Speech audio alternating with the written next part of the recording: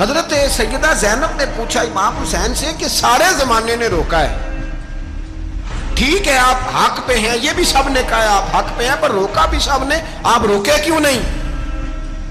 تو ابن کثیر اور ابن اسیر لکھتے ہیں کہ امام حسین رو پڑے، کہنے لگے بہن میں رک جاتا پر میں نے رات کو نانا مصطفیٰ کو خواب میں دیکھا ہے۔ تو حضور نے فرمایا حسین اگر آج یہ رواج پڑ گیا نا یزید جیسے لوگوں کا تو قیامت تک پڑا رہے گا، پھر لوگ کہیں گے کوئی نکلا نہیں تھا تو ہمیں بھی نکلنا، پھر لوگ ظالموں کے سامنے گردنیں جھکانے کے عادی ہو جائے۔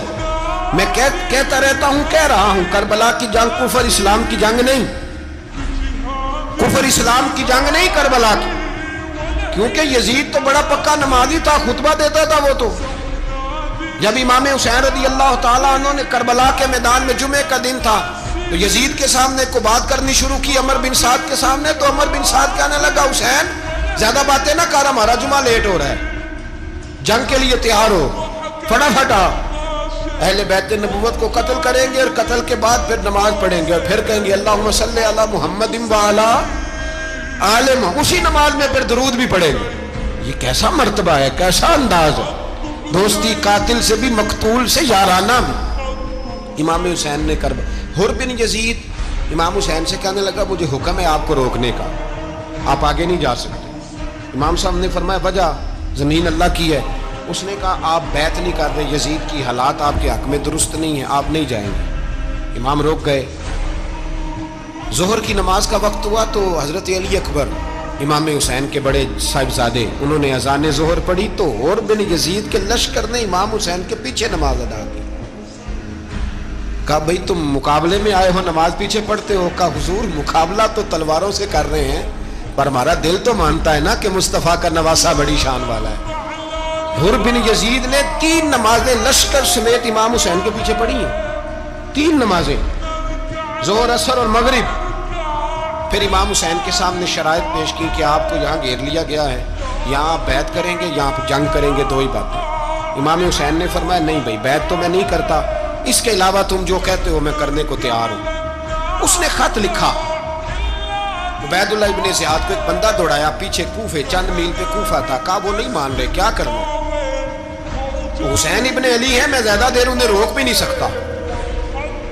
انہوں نے پیغام دیا حر بن یزید کو کہ کرنا کچھ بھی نہیں، ان کا پانی بند کر دو، بلیک میل کرو، کھانا پانی نہیں ملے گا، چھوٹے چھوٹے بچے ہیں، خود ہی مان جائیں گے۔ حضرت امام علی مقام کے بارے میں حر کے پاس جب یہ پیغام آیا تو حر کہنے لگا میری طبیعت نہیں مانتی حسین پر پانی بند کرو، دل نہیں مانتا۔ جب یہ لفظ کہے نا دوبارہ تو پھر عبید اللہ ابن زیاد نے عمر بن سعد کو 10,000 آدمی دے کے بھیجا، کہا حر بن یزید لچک دکھا رہا ہے حسین کے ہاتھ میں۔ ایک رے کا علاقہ تھا، بڑی وہاں فصل ہوتی تھی، لوگ کوشش کرتے تھے وہاں کا گورنر بننے کی، کوشش کرتے تھے۔ تو عبید اللہ ابن زیاد کہنے لگا تمہیں رے کی گورنری ملے گی، سب سے سرسبز و شاداب علاقہ، تمہیں وہاں کا گورنر بنایا جائے گا اگر حسین کے خلاف لڑو گے۔ یہ اتنی زبردست ہوتی ہیں گورنریاں کہ گورنریوں کے لیے لوگ نسل رسول کے خلاف بھی نکل آتے ہیں، یہ اتنی تگڑی ہوتی ہیں، اتنی جلدی وفاداریاں بدلتی ہیں۔ وقت اتنا نہیں کہ میں مزید تفصیل میں جاؤں۔ امام حسین کو روک لیا گیا، عمر بن سعد نے روک لیا۔ 1 محرم کو امام آئے، 7 محرم تا روکا گیا، 7 محرم کو پانی بند کر دیا۔ جانور پانی پیتے تھے، گھوڑے پیتے تھے، کتے پیتے تھے، لیکن مصطفیٰ کے گھرانے کو پانی پینے کی اجازت 3 دن تک پانی بند رہا۔ 9 محرم کو عمر بن سعد نے اور لوگ بلائے۔ شمر ایک بڑا سخت آدمی تھا، سنگ دل بدبخت، جس نے حضرت علی اصغر کے گلے پر تیر مارا تھا، وہ اور لشکر لے کے آیا۔ رات کو کہنے لگا امام حسین رضی اللہ تعالیٰ عنہ سے کہ بس بڑا ہو گیا، یہ 9-10 محرم کی درمیانی رات، یہاں آپ جنگ کریں گے یا آپ بیعت کریں گے، 2 ہی باتیں۔ امام حسین اندر گئے، سیدہ زینب سے مشورہ کیا، باہر آئے، فرمایا بات وہی ہے جو پہلے دن والی ہے۔ امام حسین رضی اللہ تعالیٰ عنہ نے فرمایا بھائی بیعت تو میں نہیں کرتا، باقی جو تمہارا پروگرام ہے۔ شمر اور ابن سعد کہنے لگے پھر جنگ کے لیے تیار ہو جائیں۔ کیا انداز ہے امام حسین کا، فرمانے لگے کل جنگ کروں گا، مجھے پتا تو ہے جنگ کا نتیجہ کیا نکلنا ہے، 1 رات مجھے دے دو تاکہ میں کھل کے اپنے رب کی عبادت تو کر لوں۔